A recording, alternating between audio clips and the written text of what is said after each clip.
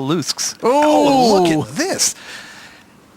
This is a godsend for Mr. Humanicky. Remember, he is our short stack. And there he goes, all in. Yeah, why not? And you know what? I think he's going to get called by Lusk, assuming somebody doesn't wake up with aces before it gets back around.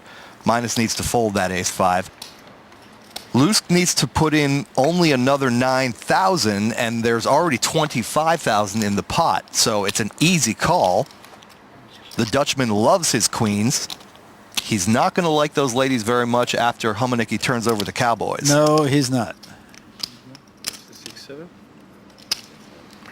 Something tells me he got jacks. I don't know why. Well, he puts them on jacks. Close. Yeah. Call? Okay, it's called. He does call. And now he knows. Great situation for the short stack. No, I Joe Humanicky needs to survive this showdown. For the queen straight away. 10-7 jack on the flop. No help. 9-1 favorite for the short stack Humanicky. 9 first. Oh, Lusk picks up an open-ended straight draw, but one of his straight cards is the king, so we know there are only 2 of those left in the deck. And it's a 5, and Humanicky is going to double up through Marcel Lusk. So he will be around for a little bit longer and drew the right cards at exactly the right time. That's a good point, Barry. It's not enough to just be dealt good cards. You have to get good situations, and kings versus queens is one of the best. Little bonus coverage now as Jim Keating is all in against Joe Hashem. And Keating has the world champion dominated here. Queen 10 jack. How do you like that? Hashem flops the nuts straight. Oh my goodness. Oh, they split. They split.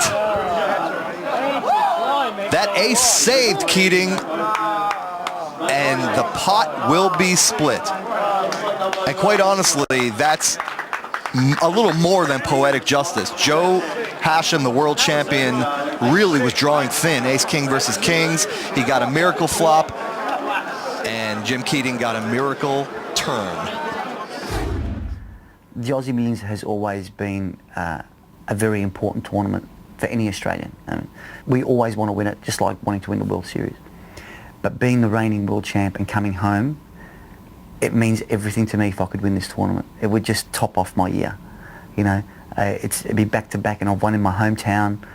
And I know my support base here, the fans are just barracking for me so much. They're rooting for me all the time. It would be great if I could pull it off and, you know, come home with the goods. But he's still here before the home fans, and he's also brought along the biggest posse, I think, as well. Joe Hashem is like a Scandinavian guy who goes off to Canada and wins the World Curling Championship, you know, on unfamiliar turf, and then goes back to his hometown where he's a returning hero. And, you know, make no mistake about it, poker has enjoyed a worldwide renaissance, and probably no place more than Australia, thanks to our world champion. Yeah, he's really a part of that renaissance in his native Australia, particularly in Melbourne. 2,500. Home field advantage. I call 2,500. So Magnus, little pair here. Lusk with the queen jack. And Minus, again, has gotten involved with a mediocre hand. Somebody raises and he's got to get out. So it leaves Magnus and Lusk now, and pretty even. Magnus very short. Pair of kings and a 9 on the flop. That's actually a pretty good flop for a guy holding a pair of 5s. You know, either his opponent has a king in his hand or those 5s are likely to be good. And I hate that call there, Barry. If Magnus thinks he has the best hand, he needs to get all those chips in there. But he must have known something. The straight card was coming for his opponent. Lusk has made a straight. You win. You know I have a straight. He goes all in, and Magnus makes the good fold. Yes, he did. Saved a little something, but he's going to go walkabout here, as they say down here in Australia. Think about that last hand. Wasn't pretty. We're coming back.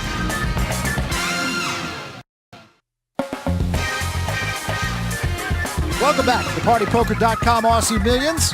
When we visited Crown Casino in January of 2006, we stayed right across the street at the Crown Promenade. Melbourne's Crown Promenade offers a stylish, affordable, and thoroughly modern hotel. Spacious rooms with fantastic views are a certainty. Come eat or drink in style at the Promenade Chic Tonic Bar, one of Melbourne's newest hotspots, and only steps away from the action. For a change of pace, step out onto the deck and enjoy the spa and pool area, or stay in shape in their state-of-the-art fitness center. Sleep, eat, work, or play, you can do it all in style at Crown Promenade Hotel. And I was impressed with how regularly and assiduously you use that Stepmaster. I was there. I did about 400 floors. Well, look at Davies here. 3,000. 3,000 to bet. Grundy gets out of the way. Everybody looks like they're going to get out of the way. Uh-oh. Maybe not.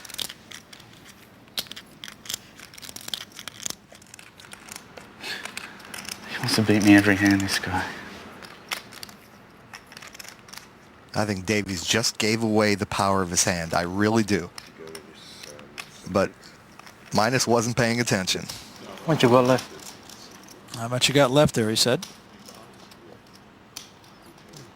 Barry, when a guy starts complaining about how the guy beats him every hand before he's actually called, he wants a call. And he's going to get it. Magnus says forget about it.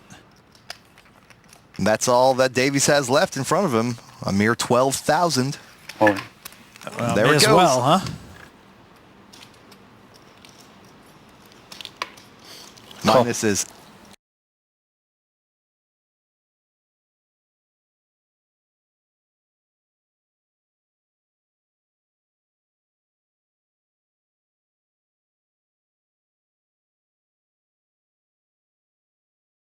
compelled to call. There's no decision here. 500 altogether.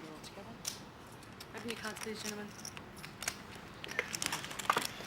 Davies doesn't look comfortable, does he? He's got a huge... Don't worry, but you it's know coming. what? He was as big of a favorite earlier can't beat on this guy. when Minus's flush draw came in. So it's a similar kind of situation here. Pair of kings against an ace-queen. Now the flop. And there's another queen for Minus with an 8-deuce. Come on, baby. One time, I beg you. And Davies just hoping. 4 on the turn and a 3 on the river. And Davies will live to play another day here. I need 17,500, please. And Minus can only lick his wounds. Well, fortunately for that young man, most of the chips that he had to send over to Mr. Davies were Davies to begin with. But Davies does double up. We're going to take you out now for a little bonus coverage. Joe Hashem is in an all-in situation and eliminates his opponent. But as he does that, word filters down to Joe Hashem that his brother Tony might possibly have been eliminated on another table. So the joy turning to sadness as Joe sees his brother Tony eliminated. What happened? Here's what happened. Tony Hashem made top pair with aces. His opponent had 3 sevens. Hashem needed an ace on the river. No luck. And so Hashem will go over and listen to his brother and his dulcet tones and what he probably should have done.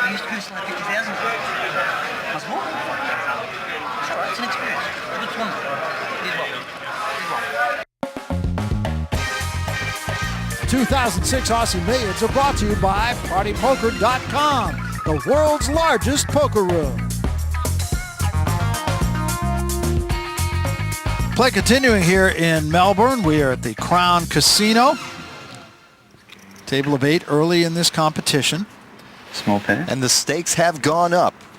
Blinds are now 4 and 800 with a 100 ante. There's 2,000 in the pot before anybody looks at their cards. And Ben Grundy looking at his cards and none too Right. pleased, but nonetheless he's going to jump into the fray and hard. Raises to 3,200. That's 4 times the big blind.